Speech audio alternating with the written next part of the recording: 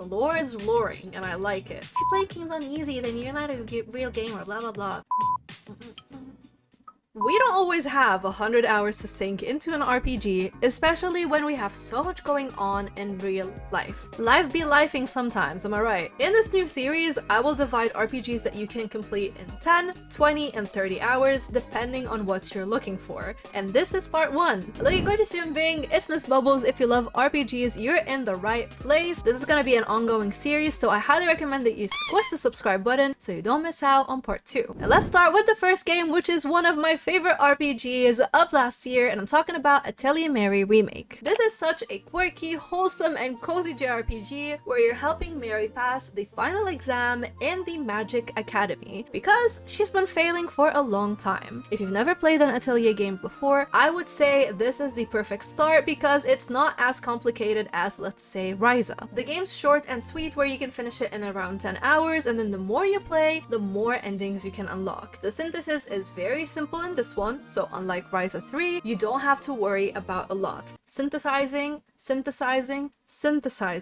Yes, synthesizing is this game's way of crafting items. And you're gonna need these items and gear so you can progress and beat bosses. In Atelier Mary Remake, the process is pretty easy. You also don't need 500 items to progress the story, which is something that Ryza requires. As you play, years are gonna go by, you have 5 years to finish the game, you're gonna get quests from different cast members, which you can also hire to help you on the battlefield. You can also explore and forage in a confined map. Combat is turn-based, it's simple, and you can play on easy if you don't want to grind. I play games on easy. Let me know if you play games on easy. I know some people be like, if you play games on easy, then you're not a real gamer, blah blah blah. What do you mean? I love games, but I like playing games on easy. Anyways, this is such an underrated RPG that you can finish literally in a weekend. I remember finishing this in one day, so there you go. Moving to the next game, this is one that you can finish between like 13 to 17 hours depending on how much you want to do, and it's one that is controversial.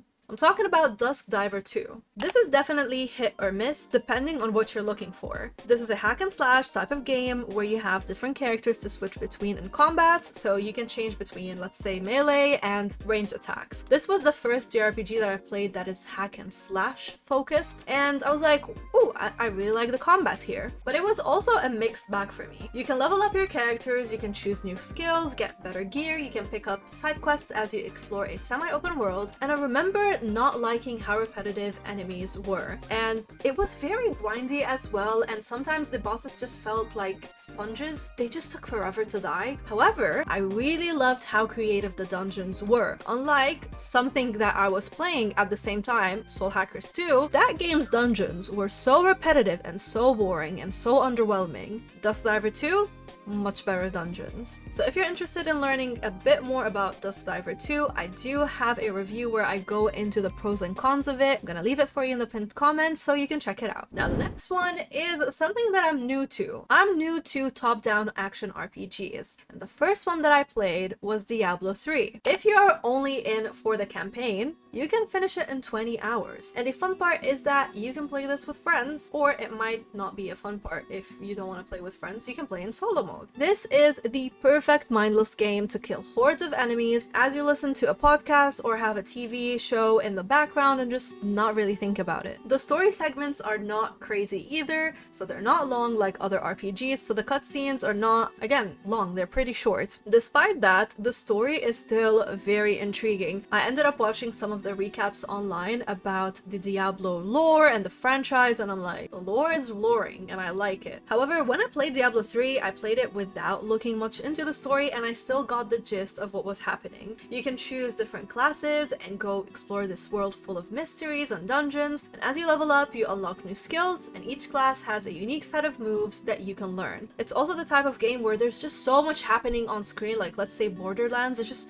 numbers and stuff just happening. It's just chaotic and so fun. When you finish it, if you still want to play more, there's lots of endgame stuff to do, but if you don't want to, you just want to do the campaign, you can easily finish it in 20 hours. And related to that, a little bit of a longer campaign, But in the same franchise, I've been playing Diablo 4. That one has a 30-hour campaign. It is so good that I have to recommend it. So I'm running a Necro build right now, and let's just say, just like the name that I've chose for it, Not So Bubbly, me and my minions are not so bubbly, and we're just killing hordes of enemies left and right, and it's so satisfying. And the best part is you can play this on the Steam Deck, and actually, I played Diablo 3 on the Nintendo Switch. What an amazing bed gaming games both of these are. So I initially bought Diablo 4 on PlayStation when I went to Lebanon for my birthday, came back, and then I was like, you know what, you can actually play it on Steam Deck. So when I came back to the UK, then I bought my Steam Deck. I asked Blizzard, like, hello, can I please get a code? And they graciously gave me one. Been playing it on Steam Deck. It runs so well on the Steam Deck as well, and I'm just like, this is life. This is it. This is the way. And just like Diablo 3, you have a post-campaign quest, so when you're finished and you still want to do more, then you can. There are a lot of cosmetics to buy with actual money, but I just ignore it. I've never bought anything, and if you're new to top-down RPGs or you're looking for one, this is definitely a really good one. Diablo 3 or Diablo 4. Choose whichever you want, go for it. I also wanted to recommend a more cutesy RPG that has a lot of endings depending on which characters you go with, and it's also perfect because we have Visions of Mana coming soon, and if you haven't guessed it, I'm talking about Trials of Mana. This is such a fun action RPG with a solid combat system, and the fun part is having different party compositions to choose from, which will determine the kind of ending and overall story you're gonna see. Each character has their own class and abilities, which you can also change to cater to your own gameplay style, and the combat overall is easy to understand, so I would say it's perfect for JRPG beginners. Actually, I remember one of my very first JRPG collabs was with Gaming Shelf. I'm gonna leave it for you in the pinned comment. We talk about the perfect JRPGs that are for beginners. Definitely check that out. But back to Trials of Mana, you can finish it in around 20 hours, and the story is entertaining without being like a full-blown blockbuster story like, let's say, Final Fantasy VII. I played this on the Nintendo Switch. It looked so good. I remember playing it about 3 years ago. I still want to finish the story though, but it's one that I highly recommend you check out because I was having a blast and I plan to go back into it very soon. Next up, let's talk about one of my favorite RPGs that does not take itself seriously whatsoever. It's gonna make you scratch your head many times and be like, what is going on? Like, is this seriously happening? The cast is amazing, the voice acting is amazing, the music is amazing, and it's South Park, The Fractured But Whole. I've never watched the TV series, never been interested in it, but the game, oh my gosh. I remember I bought my first gaming laptop and the very first RPG that I decided to play was that. So it was like maybe 2015. Why did I say 2015? 2015. That's what I wanted to say. But anyway, the game is so funny. I was laughing my butt off. The turn-based combat was so easy to understand. It's so silly with abilities. They're just so quirky.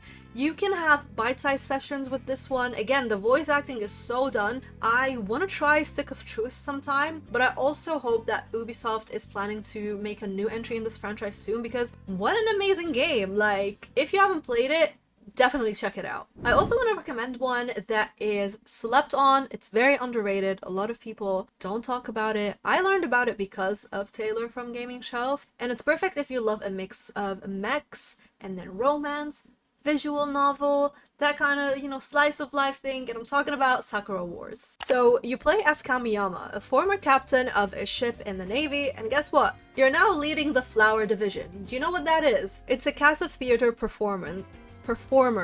I wanted to say platformers, I don't know why, but anyways. Talk about a career shift. You start by training a rookie squad with the goal of competing in the Combat Review World Games, all while also saving the citizens of Tokyo. You get to know a cast of characters with the game's lips dialogue system, so everything you say will have consequences on your relationships, but also on how your team is gonna perform on the battlefield. I did have some issues about the lip system. I talked about it in one of my Squishing the Backlog episodes, episodes. I'm gonna pin it for you in the comment section. But sometimes I would pick something and then the guy, like Kamiyama, would say something that it's definitely not what I meant to say. So I did have a bit of an issue with that. But otherwise, on the battlefield, you control these massive mechs and you enjoy action-packed combat that is very fun to play. The mix of visual novel and dating sim mechanics keep things interesting. I always want to try visual novels and then I try them and I'm just falling asleep. So I like that there are different elements to keep me awake and engaged. And the other thing that I don't like though is that there's no English dub in it. So sometimes I'm just like, please,